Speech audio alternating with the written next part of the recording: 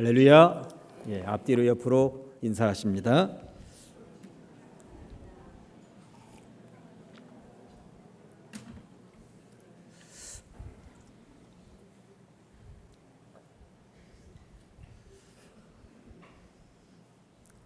고린도 교회는 정말 문제가 많은 교회였습니다. 그 많은 문제를 다 나열하기도 버거울 정도의 문제들을 가지고 있었습니다. 우리가 오늘 본문 고린도전서 13장을 읽었습니다만 고린도전서는 1장부터 12장까지 그 많은 분량을 고린도 교회의 문제에 대해서 언급을 하고 있습니다.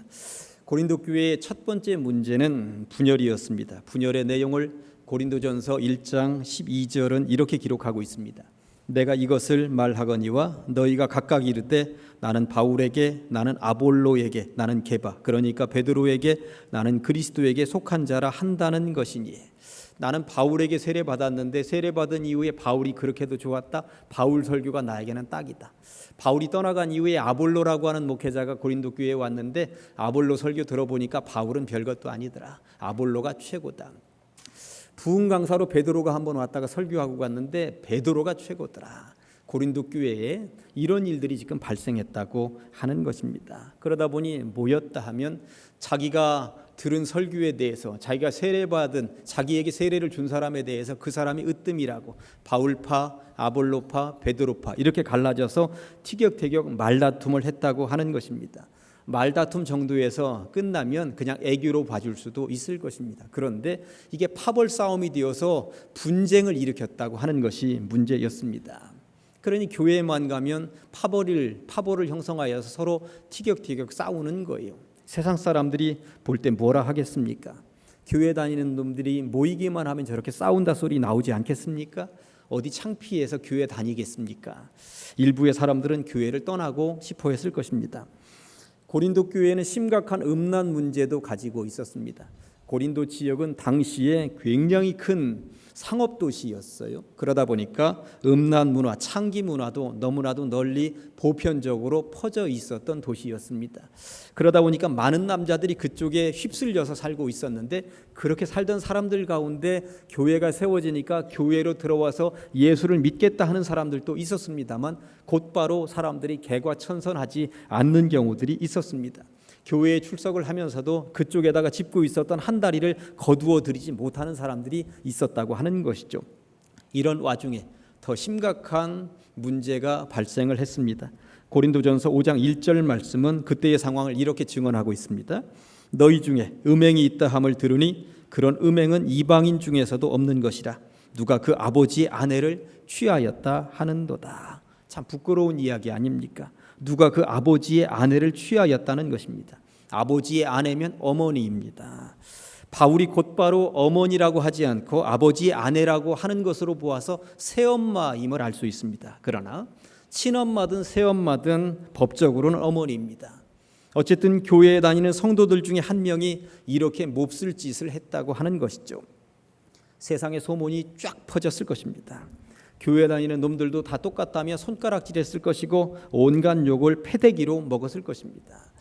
이런 욕을 먹으면서까지도 내가 교회에 다녀야 한단 말인가 하면서 일부의 사람들은 이제나 저제나 교회 떠날 생각을 하는 사람들이 고린도 교회에 발생하기 시작을 했던 것입니다.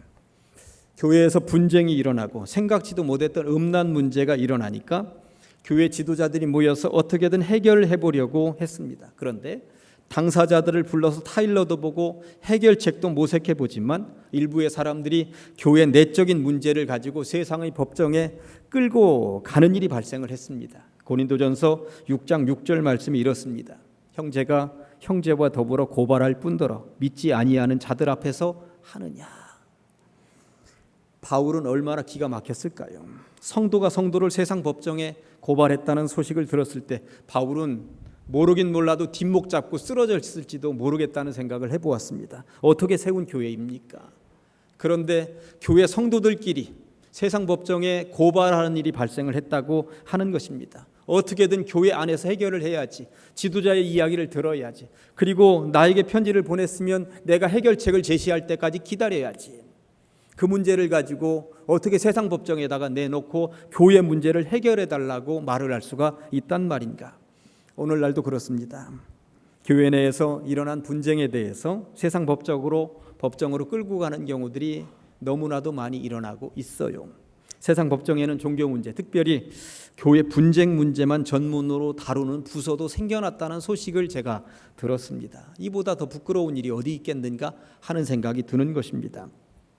이 외에도 고린도 교회에는 다양한 문제들에 노출되어 있었습니다만 교회 성도들 간의 분열 문제, 음란 문제, 세상 법정에 고발한 문제는 다른 어떤 문제들보다도 더 심각했던 것은 사실입니다. 고린도 교회가 이런 상황에 처했다는 보고를 받았을 때 바울은 에베소라고 하는 도시에 머물면서 3년째 교회를 개척하고 있었어요. 그런데 아니 되겠다 싶었습니다. 펜을 들었습니다. 그리고 편지를 써보내야 되겠다. 그래서 써보낸 편지가 고린도 전서라고 하는 성경으로 오늘 이렇게 자리매김되어서 우리들에게까지 전달되고 있는 것이죠. 이제까지 우리는 고린도 교회의 문제가 무엇인지 살펴보셨습니다만 고린도 교회가 왜 이 모양이 되었는가를 고민하며 기도하던 바울이 내린 결론은 사랑 부족이었습니다.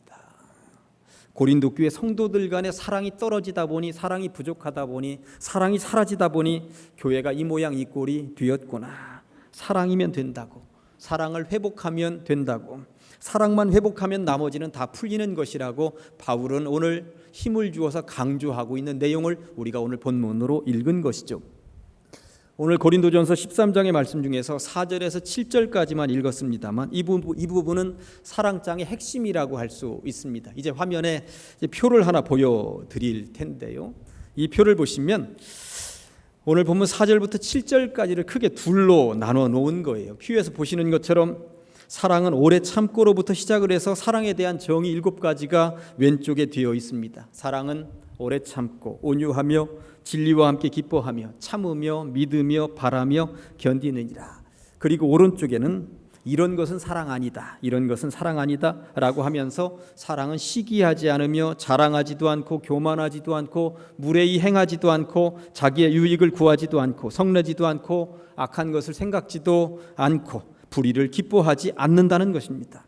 아무튼 사랑은 무엇인가의 7가지, 사랑은 이런 것 아니다의 8가지가 포진하고 있는데, 그런데 왼쪽 사랑은 이런 것이다 라고 하면서 정의를 내리는 부분을 자세히 살펴보면 겹치는 내용이 있음을 여러분들 눈여겨보실 수가 있습니까? 참음이라고 하는 단어, 참음과 관련된 것이 3번이나 언급되고 있다는 것입니다. 첫 번째 참음은 당연히 1번 오래 참고인 것이고요. 4번째에도 참으며가 나와 있고 7번째 견디느니라. 이것도 당연히 참는 것, 참고 견디는 것 아닙니까? 그러고 보니 사랑에 대한 정의를 내리면서 바울은 참음에 대해서 3번씩이나 언급을 하고 있음을 알면서 우리가 깨달아야 하는 것은 사랑은 참고 또 참는 것이구나. 사랑은 견디고 또 견디는 것이구나. 이 이야기를 지금 고린도 교회 성도들에게 바울은 해주고 싶은 것이고 수천 년의 세월을 흘러서 우리들에게도 교훈적으로 남기고 싶은 메시지구나 하는 것을 알게 됩니다. 그런데 참 신기하죠. 사랑에 대한 정의를 내리면서 사랑은 오래 참고라고 하는 말로 시작해서 사랑에 대한 정의를 마무리할 때 사랑은 견디는 것이라고 말을 하고 있으니 결국 사랑은 참는 것으로 시작해서 견디는 것으로 끝마치는 것이구나. 이게 얼마나 중요한가. 오늘 이 본문을 가지고 3꼭지로 나누어서 말씀을 받도록 하겠습니다. 첫째, 사랑은 오래 참는 것입니다. 참는다는 말을 한문투로 얘기하면 인내라고 할 수 있습니다. 왜 바울은 사랑의 정의를 내리면서 오래 참음, 인내를 가장 앞부분에 포진을 하고 있는 것일까요? 바울은 지금 고린도 교회 성도들이 한 번씩만 더 참았더라면 좋았겠다는 생각을 가지고 이 편지를 써보내고 있다는 것입니다. 내가 내뱉는 말 한마디, 행동거지 하나가 이 교회의 부흥과 발전에 어떤 부정적인 영향을 미치게 될 것인지에 대해서 한 번씩만 더 생각하고 입을 닫았더라면, 음란을 멈추었더라면, 고발장을 제시하지 않았더라면 얼마나 좋았겠느냐고, 왜 한 번을 더 참지 못했느냐고 말을 하고 있는 것입니다. 교회 내적인 분쟁 문제를 한번 생각해 보시기 바랍니다. 바울을 좋아하든 아볼로를 좋아하든 베드로를 좋아하든 마음속으로 좋아하면 얼마나 좋습니까? 그리고 서로 간에 나는 이 설교가 좋다, 나는 이분에게 세례를 받았으니 이 양반이 훨씬 더 좋다 하는 이야기들 할 수 있으면 그것을 소중하게 여겨주면 되는 것 아니겠습니까? 그런데 그런 것 가지고 싸우는 것은 얼마나 수준이 떨어지는 싸움입니까? 요즘 말로 하면 나는 삼일교회 송태근 목사님 설교가 참 좋더라. 무슨 얘기야? 나는 분당 우리 교회 이찬수 목사님 설교가 최고지. 에헤이, 가장 제일 교회가 최고야. 여러분들은 3번이실 줄로 믿습니다. 그런데 사실 말이 안 되는 싸움이거든요. 그런데 이런 일들이 발생을 했다는 거예요. 이런 내용을 가지고 그냥 서로 은혜 받은 이야기만 하면 되는데 그걸 가지고 분파가 형성이 되었고 서로 그렇게 하면서 이쪽이 더 좋다 저쪽이 더 좋다 그걸 가지고 분쟁을 일으켰다고 하는 것, 우리들의 상식으로는 잘 말이 안 되는 것 같습니다만 당시에 그랬다는 것입니다. 바울파, 아볼로파, 베드로파 나누어서 서로 티격태격 싸웠다는 거예요. 그러니 이게 얼마나 부끄러운 이야기란 말입니까? 따지고 보면 아무것도 아닙니다. 그런데 분쟁, 싸움, 말다툼이 주로 언제 일어나는가 하면 서로 대화를 할 때에 사람들이 남의 이야기를 안 들어요. 그런데 왜 안 듣느냐 하면 나도 하고 싶은 얘기가 있거든. 그러니 저 얘기가 빨리 끝났으면 좋겠다. 끝날 때 나도 치고 들어가야지 하면서 이것만 생각하고 있으니 남의 이야기가 들리겠습니까? 서로 안 듣습니다. 서로 자기 얘기만 하려고 하는 것입니다. 바울 좋은 것만 얘기하고 아볼로 좋은 것만 얘기하고 베드로 좋은 것만 얘기하고 서로 치고 들어가서 좋은 것만 얘기하는데 상대방이 왜 그를 좋아하는지 거기에 대한 생각은 전혀 하지 않습니다. 상대방에 대한 배려가 없더라라고 하는 것입니다. 그러다 보니 그것이 싸움거리가 되었다고 하는 것이죠. 아버지의 아내를 범하는 문제도 그렇습니다. 이런 음란 문제는 상상도 할 수 없는 더러운 일입니다만 왜 이런 문제가 나타난 것입니까? 참을성 부족 때문이었습니다. 참을 수만 있었더라면 발생하지 않게 되는 문제 아닙니까? 그런데 아버지를 사랑하는 마음도 없고요, 새엄마를 사랑하는 마음도 없다 보니 참으려 하지를 않았습니다. 참을 생각이 아예 없었는지도 모르겠습니다. 사랑이 없으니 참을성이 사라지더라 이 말인 것이죠. 세상에 많은 유혹들이 있습니다만 그것을 이겨내지 못하는 이유는 사람에 대한 사랑, 내가 이렇게 했을 때 상처받을 사람에 대한 생각을 하지 않기 때문에 그런 것입니다. 사랑하면 참게 된다고 성경은 분명히 말씀하고 있습니다. 두 번째, 사랑은 덮어주는 것입니다.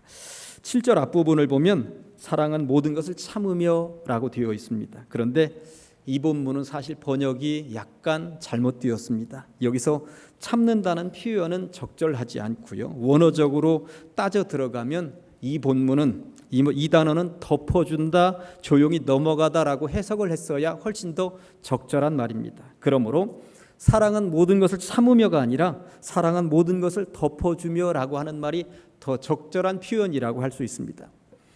덮는다라고 하는 이 단어를 떠올려 보면 어떤 경우가 생각이 나십니까? 이불을 덮는다. 춥기 때문에 덮기도 하지만 부끄러운 부분을 가려주기 위해서 이불을 덮기도 합니다.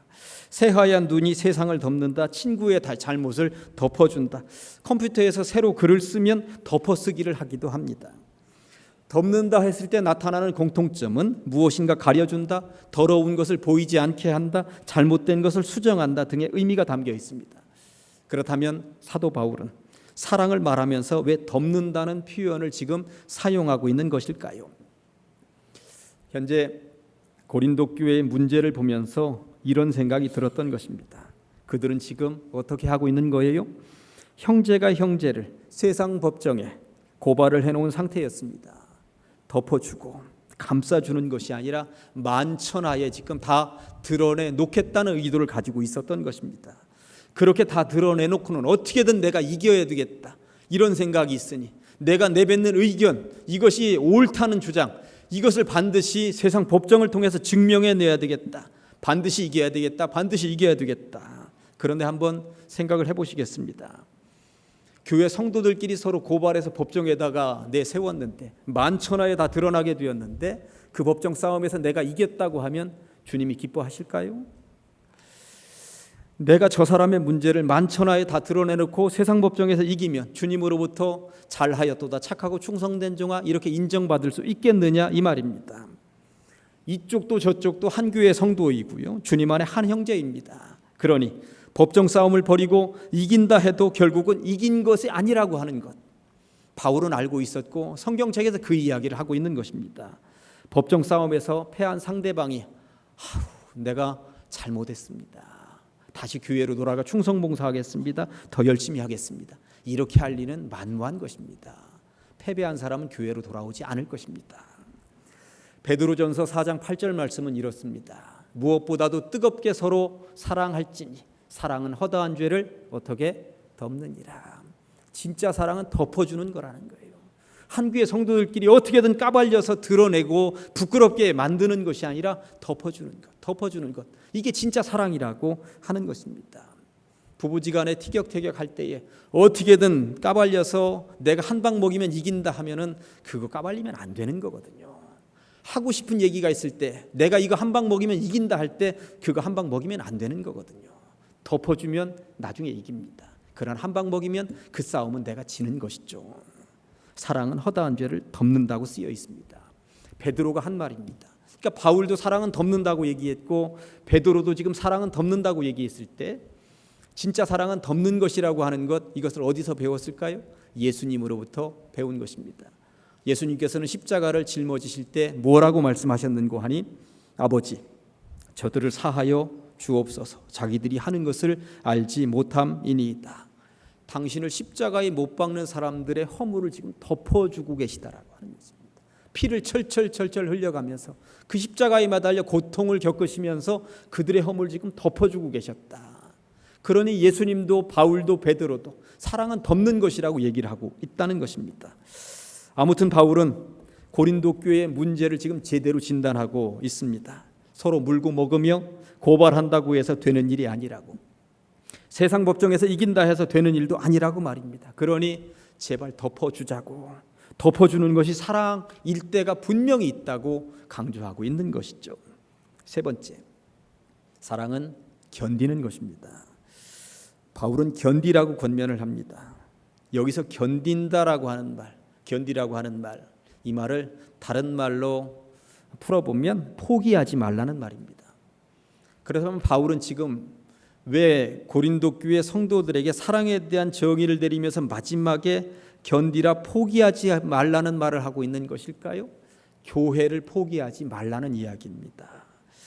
지금 고린도 교회는 성도들이 줄줄줄줄 빠져나가고 있는 상황이었던 거예요. 싸우는 교회 누가 다니려 하겠습니까? 음란 문제가 발생한 교회 창피해서 다닐 생각이 있겠습니까? 더군다나 어떻게든 짓밟고 이기겠다며 성도들끼리 서로 티격태격하다가 세상 법정에다가 고발하는 일까지 발생한 그 교회에 다니고 싶겠느냐 이 말입니다. 성도들이 빠져나가는구나, 교회가 무너지는구나, 심각한 상황에 노출되어 있는 고린도 교회를 보면서 바울은 부탁을 하듯이 권면을 합니다. 비록 교회에 다양한 문제들이 노출이 되어 있는 것 같긴 하지만, 그래서 교회에 다니기가 무척 불편한 상황인 것 같긴 하지만 포기해서는 안 된다고, 교회를 포기해서는 안 된다고 바울은 권면하고 있는 것입니다. 왜 포기해서는 안 되는 것일까요? 제가 작년 6월인가에 설교 시간에 이런 예화를 들려드렸더라고요. 오늘 이 시간 적절할 것 같아서 다시 한 번 더 말씀을 드립니다. 총망받던 산악인 박정현과 최강식은 2005년 1월 만년설인 히말라야의 북벽을 오르기 위해 길을 나섰습니다. 이들은 쉬운 등반을 거부하고 어려운 등반을 선택했던 것이죠. 짐을 운반해주는 보조 인력, 보조 산소기구, 고정된 로프 등을 전혀 사용하지 않기로 결정을 했습니다. 대신 자신들의 식량이나 침낭 그리고 묵직한 모든 장비를 직접 짊어지고 등반을 하는 방식인 알파인 스타일로, 그것도 겨울 등반에 도전을 했던 것입니다. 이들의 이러한 무모한 도전은 세계 최초였다고 합니다. 강추위, 칼날 같은 바람, 끝을 알 수 없는 빙벽이 앞을 가로막았지만 꼬박 사흘간의 도전 끝에 두 사람은 마침내 정상에 오를 수가 있었습니다. 얼마나 기뻤을까요? 그러나 정상에 오른 기쁨도 잠시 하산 도중에 사고를 당하고 맙니다. 하산길이 위험하니까 두 사람은 로프로 서로의 몸을 허리에서 서로 묶어 놓았습니다. 박정은 씨가 앞에, 그리고 최강식 씨가 저만치 뒤따라오는 형태로 산을 내려오고 있었습니다. 그렇게 내려오고 있는데 뒤따르던 최강식 씨가 그만 빙하의 균열로 생긴 크레바스에 빠지는 사고를 당하고 맙니다. 최강식 씨가 크레바스에 빠지면서 내지른 비명소리를 앞장서서 걷던 박정원 씨가 듣게 되었습니다. 순간 사고구나 하는 생각이 들어서 반사적으로 몸을 땅에 붙이면서 넘어졌고 그리고 손도끼로 얼음을 찍었습니다. 그럼에도 불구하고 질질질 끌려가다가 거의 위험한 순간에 영화의 한 장면처럼 멈추게 되었습니다. 일단 멈추긴 했는데 그 다음이 문제였습니다. 떨어질 때 이리저리 부닥친 충격으로 최강식 씨가 저 아래에 대롱대롱 매달려 있는데 이미 두 다리가 다 부러진 상태였고요. 겨우 몸을 지탱하고 있는 박정원 씨는 위에서 이 줄을 잡고 있는데 갈비뼈가 부러진 상태였습니다. 산악인들에게는 불문율이 하나 있다고 합니다. 이런 경우 위에 있는 사람이 칼로 그 끈을 잘라버리는 것입니다. 잘라버리면 위에 있는 사람이라도는 살아남기 때문에 이런 불문율이 있다고 하는 것입니다. 밑에 있는 사람은 어차피 포기해야 되는 것이고 살 사람이라도 살자. 이것을 선택해야 하는 순간이 다가왔습니다. 이때의 장면을 책을 통해서 박정원 씨는 이렇게 표현하고 있습니다. 그대로 옮겨보겠습니다. 나는 끈을 당길 때마다 가슴을 후벼파는 통증과 싸워야만 했다. 부러진 갈비뼈가 내장을 짓누르는지 명치 부근을 송곳으로 찌르는 듯 했다. 입에서 짐승처럼 신음이 흘러나왔다. 전기 드릴에 가슴을 내맡긴 듯 나는 몸을 연신 부들부들 떨었다. 칼을 꺼내 끈에 대고 끊어버리는 데에는 몇 초도 걸리지 않을 것이었다. 매달려 있는 최강식의 고통도 끈을 잡고 있는 나의 고통도 둘 사이에 처한 이 처절한 지옥의 순간도 순식간에 사라져 버릴 것이었다. 거기까지 생각이 미쳤을 때 나는 갑자기 소스라치게 놀랐다. 함께 등반을 떠나던 날부터 강식은 내게 있어 피를 나눈 형제나 다름없는 존재가 아니던가. 그런데 나는 지금 혼자라도 살겠다고 끈을 자를 생각을 하고 있었던 것이다. 잠시나마 그런 생각을 한 나 자신이 극도로 혐오스러웠다. 박정원 씨는 둘을 연결하는 끈을 끊어버리지 않고 함께 살거나 함께 죽는 길을 선택합니다. 오직 둘 사이를 연결한 끈을 놓지 않은 채 삶과 죽음 사이에서 3시간 동안의 사투를 벌여 가까스로 최강식 씨를 절벽 위로 끌어올렸습니다. 그러나 본격적인 사투는 이제부터였습니다. 갈비뼈가 부러진 사람이 두 다리가 부러져 한 발짝도 옮길 수 없는 그 사람을 데리고 하산하는 것, 이것은 불가능한 일이었습니다. 금세 한계 상황에 도달했습니다. 생명체 하나 없는 설산에서 그렇게 서로 의지하며 그들은 버텼고요. 9일 만에 살아남아서 구조되었습니다. 그러나 너무나도 오랜 시간 동안 추위에 노출되었기 때문에 심한 동상으로 인해서 손가락과 발가락의 대부분을 잘라내야만 했다고 하는 것입니다. 그리고 전문 산악인으로서 더 이상 산을 오르지 못하게 되었다고 하는 것입니다. 그러나 그들의 삶은 한편으로 거룩해 보이고 아름다워 보이기도 합니다. 이런 이야기를 모아서 박정원 씨는 책을 썼습니다. 제목은 끈입니다. 그런데 그 책에는 부제가 붙어 있습니다. 끈. 우리는 끝내 서로를 놓지 않았다. 성도가 교회를 포기해서는 안 되는 이유는 교회는 하늘과 땅을 잇는 유일한 통로요 연결고리 끈이기 때문입니다. 교회를 떠나면 하늘 가는 밝은 길도 끊어진다는 사실을 아십니까? 그러니 견디라는 것입니다. 어떻게든 이겨내라는 것입니다. 교회만큼은 절대 포기해서는 안 된다는 이야기를 사도 바울은 하고 있는 것입니다. 권투 영화를 본 적이 있습니다. 권투 영화를 여러분들도 보고 있다고 한번 상상을 해보시기 바랍니다. 몇 대 얻어 터지고 주인공이 넘어졌습니다. 영화를 보면서 주인공이 넘어져 있으면 저도 속으로 계속 외치는 거예요. 일어나라고. 제발 일어나라고. 그럼에도 불구하고 주인공은 일어났다가도 또 몇 대 얻어 터지고 쓰러집니다. 몇 번을 쓰러지는지 모릅니다. 그런데 이런 장면을 보면서 마음 한켠에 어떤 소망 같은 것이 있기는 합니다. 지금 넘어진 저 사람은 이 영화의 주인공이니까 결국 일어나기는 할 거야, 이런 생각도 있습니다. 그런데 거의 모든 영화에는 그 주인공을 일어나게 하는 장치를 하나씩 마련해 놓습니다. 주인공이 언제 일어나느냐 하면 넘어진 상태에서 눈을 떴는데 링 바깥에 있는 누군가하고 눈이 마주칩니다. 그런데 꼭 누구랑 눈이 마주치냐면 애인이나 부인이나 자식하고 눈이 마주칩니다. 그 눈을 마주치고 서로 속으로 말을 주고받습니다. 밖에서 계속 응원을 하는 것이죠. 일어나라고, 할 수 있다고, 견딜 수 있다고, 버텨보라고, 포기하지 말라고. 그 순간 주인공은 놀라운 힘을 얻습니다. 언제 그랬냐 싶게 벌떡 일어나고요, 상대방을 쓰러뜨립니다. 그리고 승리합니다. 힘든 시간을 보내고 있는 여러분이 계십니까?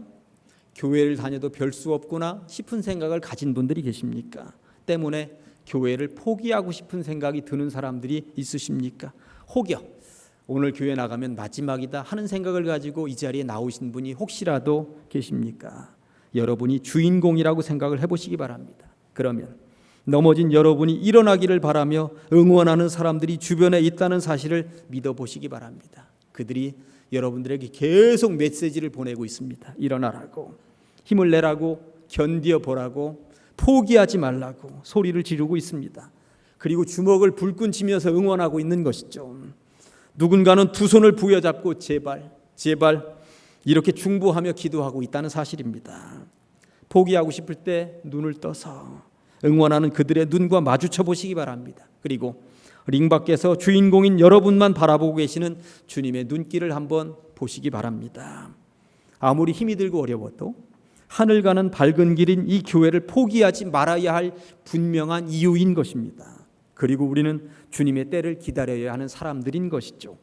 갈라디아서 6장 9절 말씀은 이렇습니다. 우리가 선을 행하되 낙심하지 말지니 포기하지 아니하면 때가 이름에 거두리라. 아멘.